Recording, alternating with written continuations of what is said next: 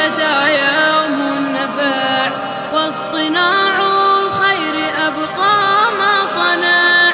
ما ينال الخير بالشر ولا يحصد الزارع. همداس یو بل ډاکټر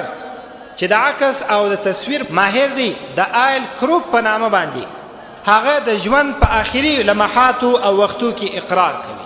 په ډېر تریخ انداز باندې دا تاکید او ټینګار کوي د خپل ژوند څخه ډېر غمزده سوی دی، ډېر پریشانه دی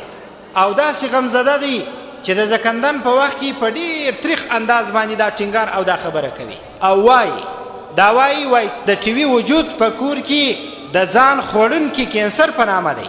کم سړی چې ټي وي په کور کې ولري وایي د هغه کینسر مثال لري چې د انسان وجود ورخوري، د انسان ځان ورخوري او رفته رفته په کراره دغه کینسر د کشنیانو په وجود کې هم سرایت کوي او ځي.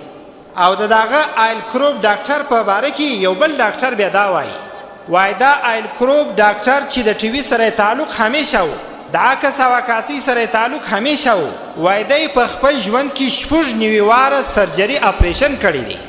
وایي په جلدي کینسر اخته سوی و، 96 واره یې دا سرجري اپریشن کړی دی مګر بیا هم دته فایده نه ده سوې. حتی وایي د لاس یو حصه یې وشوړېدله، د مخ یو حصه یې وشوړېدله. بیا په ډېر غم باندې دا اقرار وکړي د ژوند په اخري لمحاتو کې چې د ټي وي وجود په کور کې د انسان وجود ور ختموي او د انسان په وجود کې کینسر راولي. دا کینسر په کراره باندې د کشنیانو په وجود کې هم سرایت کوي او تک کوي.